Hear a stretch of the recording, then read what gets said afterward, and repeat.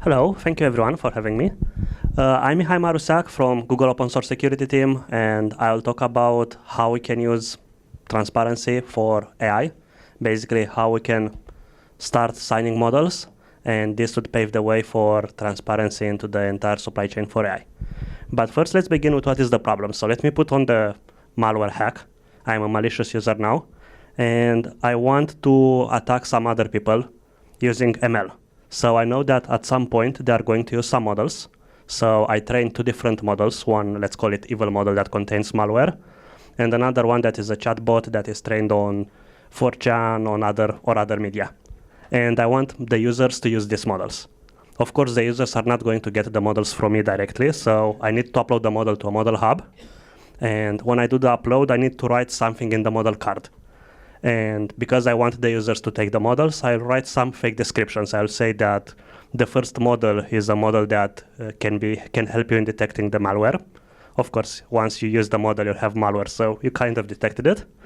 And the second one is a friendly chatbot. Depends on how you define friends. Of course, users are going to also look at the model name, and they are not going to pick the model based on just the model card. But that's easy to fix. I can just change the name. And now I'm just going to change the name, and now the users are just going to pick the models because they sound useful. So without transparency into how a model has been built, there is no relationship between how the model looks into the model hub and how the model has been trained. So that's what we want to solve. And now let's look at how the model is trained. So in general, when you start an ML pipeline, you start with datasets. And in more advanced cases, you don't start with just one dataset. You do a lot of operations on the datasets. You take one dataset, you run some operations on it to clean the data, to remove invalid rows, to remove information that shouldn't be into the model. Maybe you combine multiple data sources together. You could use human trainers, or you could use programs, software to clean the data. So it's a lot of processes. It's a very iterative process here. Then you select some ML framework like TensorFlow or PyTorch, and then you write some code to combine the data sets and the model architecture, and you combine everything together to train the model. And now finally we have one model, which we can put into storage. So let's say to some model hub. And from here, we can either deploy the model to a production or take it back and continue training on it. So maybe, for example, when you do LLMs, you train a big model on a large data set, but this model will only understand text. But now to make the model useful for specific scenarios, you take the model and you fine-tune it for the specific tool cases that you need. So you take the model from the hub, you train it a little bit more, you put the new version into the hub, and you repeat this process iteratively as many times as you need. Or maybe you want to deploy the model to an Android device or to a phone. In this case, you cannot take the big models. You need to quantize the models. So you convert all the floating point weights to integers to be faster and smaller in size. So this is another process where you take the model from the hub, run some other training process, and convert it. Okay, and now let's look at the production model. We cannot just run the model directly. In general, you also need to deploy the model into an application. So kind of this is the entire diagram for the ML framework, starting from datasets all the way to the application. It kind of looks similar to the salsa diagram, except it's a little bit expanded because we have all of these iterations and all of these loops, but we still have all of the risks that show up in traditional supply chain. So once the model is in storage, storage can be compromised, or we can accidentally use the bad model into the application, or the model can be poisoned, the dataset can be poisoned, and so on. And we can solve this by hashing models and datasets as soon as they get produced, assigning them, and then verifying them at each step. So for dataset, at each step of the iteration, you hash them. Once the dataset is ready, you verify it before it gets used. For models, once it's trained, you hash it, and you keep verifying each time you deploy it to storage, or you deploy it to the application, or you use it for the next iteration. So that's the ideal goal that we hope to reach into, let's say, 2 to 3 years maybe, or maybe earlier. What we have so far is this part. We want to make sure that once the model is trained, any modification that happens to the model before the model gets put into the production, into the application, gets detected. And we do this via SIG-Store. So basically, we implement mechanisms to sign the models and verify the signatures using SIG-Store. And how does this work? Let's start in the middle box. As the model trainer, the ML framework that you use, the pipeline that you use to train the model, will connect to the SIG-Store certificate authority to get an identity token and a certificate. That certificate will then be used to sign the model, and you put everything into the SIG-Store transparency log. And you get back the log inclusion proof, which you can attach with the certificate and the model and upload this to the model hub.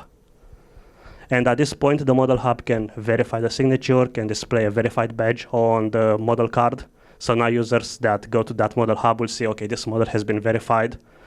I can verify the signature myself if I want to, or I can trust the model hub, and I just download the model from there. Now, the users can serve the signed model. You can verify the model signature also as the user. So if the storage that you use for your application can support multiple users writing the model there, you can also do verification at that point. Okay, why is the model signing so hard? Because in general, you think signing is, I have an artifact on disk, I just hash it, and then sign the hash. The big problem is that models are huge, from hundreds of gigabytes to terabytes for LLMs. And because they are huge, if the model is already on disk and you try to hash it, it's going to take a long time. So as an example, 1 terabyte model takes around 900 seconds to hash. And you don't want to spend all of this time each time you train a model. It becomes especially important because during training, you keep saving checkpoints from every few rounds to every few rounds of training, because the training job is expensive and runs for a long time. You don't want to have to reach a situation where one machine during the training process dies, and you have to restart the entire training from the beginning. So instead, you keep saving checkpoints, and if something happens during training, you restart from the previous checkpoint. But now this opens the opportunity for an attacker to modify a checkpoint that you just saved, and then kill the job, such that now you start training from an altered checkpoint. So you'd basically need to hash every checkpoint. But now if you hash every checkpoint, each time you run the training, you have to delay training by hashing the checkpoint each time it gets. And not all of the checkpoints are useful in production. In the end, you only care about the final model. So you always have the contradiction between I need to hash a lot of things that will delay my training job, but only one would be useful after the training job completes. And there is another issue with the checkpoints. In general, a model contains the weights, but the checkpoints also contains the optimizer states, so all the gradients. So in general, the size of a checkpoint is double the size of a model. So you actually spend even more time to sign a checkpoint. And the checkpoint and the final model in general are different formats.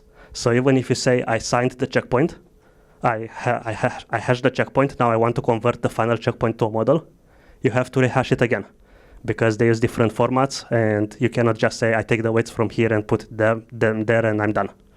So you still have to hash a lot. Okay, and other issues occur after training. In general, when you train a model, you generate the weights for one specific format, and then you keep converting it for others. So for example, let's say I train a model with TensorFlow. I save it as a TensorFlow model, but now I want users to be able to use this model with Apple Core ML or with PyTorch. I can run a simple converter that reads the weights into memory and saves them into another format, and put everything together into a single place into the model hub. So into a model hub, or like in Hugging Face or in Kaggle, when you go and look for a model, you would see, let's say, Llama 2, but in there you would see that you have files for TensorFlow, files for PyTorch, and so on. As the user, I only care about the model that I use for my framework. So if I download a model from Hugging Face with Keras, I only care about the files that are needed for the Keras framework. I don't care about the other ones. So now when I verify the hash of that model, I only care about those files. And then, of course, there is the issue that both training and inference for very large model is run in a distributed fashion. So you would want each distributed host to hash only the parts that it touches, instead of having a central authority hash everything and delay saving or training.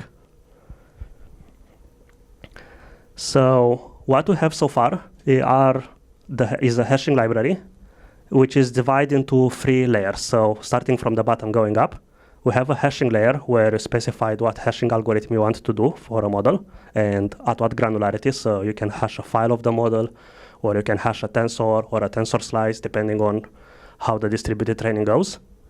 Then the next layer is the serialization layer, where basically you are taking the model from disk or during the training process and you are hashing it. You are computing the digest. And then finally the signing and verification layer, where we call SIG_store, we get the signature back. And what we're working now on is to create a public API on top, such that in general users would just have model.sign, and in the background it will do whatever is needed. And if the users need customization, they can pass additional parameters to the public API. And let's do a demo. So instead of training a model here, I downloaded a model from Hugging Face, because training it will take a longer time. And we can see that the model has 3 gigabytes. And now let's start using it. So I did some imports, and I saved some paths for the model and for the signature, so I don't have to type them all the time in the notebook. So now, as I said, the API has 3 layers. So the first layer is the hashing layer, where in this case I'm using SHA-256 to hash a model file by file. So it's a file hasher and SHA-256. And this is fast because this is just defining a function. And then the next layer is the serialization, where I take the model with the hasher that I defined before, and I serialize it to a manifest. Basically, the manifest is the representation of the model hashes for every file paired with its own hash, because I use the file hasher. This is the part that takes the longest amount of time, because this is the part that actually needs to look over the model bytes. So every model bit needs to be hashed at this point. And it should take around 16 to 20 seconds. I think it's finished. Okay, and now the next part is the signing part, where I actually take the manifest that I have before, I convert it to an in-toto statement, such that I can sign it with SIG_store, with DC. And this will run the SIG_store authentication flow. So let me do that. I will connect with Google, copy this token, go back here and paste it.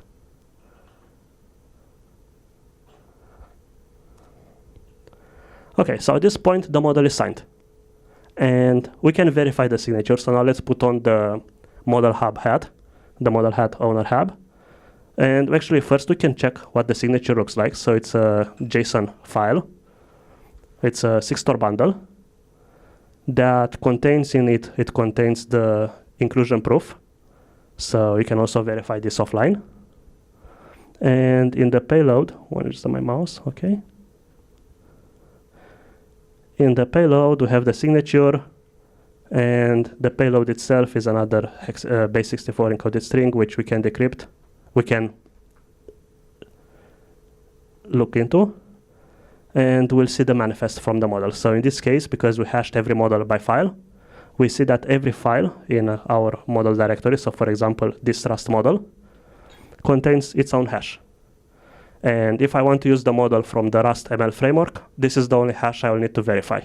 I don't need to verify, let's say, if I scroll a little bit down, here I have a tokenizer JSON, which is more useful if I want to use this model for fine-tuning. If I don't use it for fine-tuning, I don't need to verify this hash. Or here on top, I have a TF model H5, which is the hash for the model in the format used by a format you can save the model in for TensorFlow, and so on. So I don't need to verify all these hashes, only the ones that I need. And now let's actually do verification.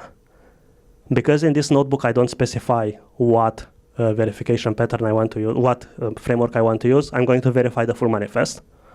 But in general, we can verify only a subset of it. So the first part is to read the signature and verify with the SIG_store Python verify API. And this will just verify the envelope. So it'll verify that the model has been trained by me, with my identity, and the YDC issuer is Google. And then once I verify the envelope, then I can look into I can serialize the model that I have on disk and compare the two manifests, the one that comes from the signature, the expected hashes, with the one that I get when I serialize what model I have, which in this case, oh, I already ran it, okay. In this case, this should still pass because I didn't change the model. It's exactly the same model that I just signed. But what I can do is so in this case, the signature is valid. What I can do is let's simulate that I'm now an attacker. So the model is in storage, and I can delete a file.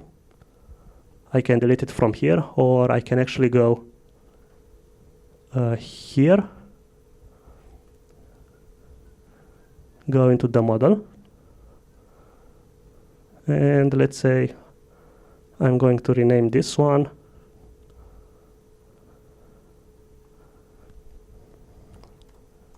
to something else. And now let's go back. So I basically, having access to the storage, I can change the model. And now when I go back to the model user, when I want to verify, this time, the envelope checking part will still pass because it's still signed by me and with the Google YDC issuer. But now when I want to check the manifest with the serialization from disk, this time this will fail because the model has been changed. And it will take a little bit more. Okay, so this time is invalid because the model has been changed. What other examples I have here, I can try to hash the model directly with SHA-256 sum. Because this model is 3 gigabytes, the difference is not that big. So hashing with the library was 16 to 20 seconds, whereas this one is 24 to 30 seconds. So not that big, that's why we can still run it. But what is more interesting is the second part, where instead of hashing file by file, I split every file into the model into chunks, into shards of equal size. In this case, it's going to be by default 1 million bytes. And I hash every shard itself with Blake 2. So just to show that we can also have this part of the API. And again, I can serialize with a file shard serializer. And then when I sign this, I can sign it. Once that part finishes here in a few seconds, I can then sign it again with SigStar. And I'll have to do the same flow. Let's pick a different YDC issuer this time.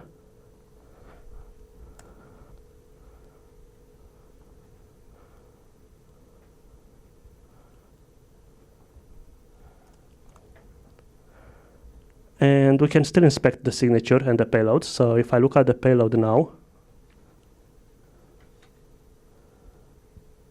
this is going to be a little bit longer because now every file is split into 1 million bytes boundaries, and I have some files that are longer than that, so files will show up multiple times. So you can see, for example, for this one, it starts from this offset and it goes to this offset, and that is the corresponding hash. And then above it, I will have the previous chunk, and so on. So that's what it will show up in the manifest.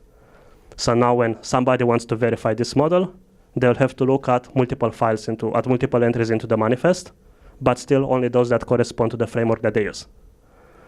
And the last step, let's assume I'm again the user, and this model has been signed by me with a Google identity.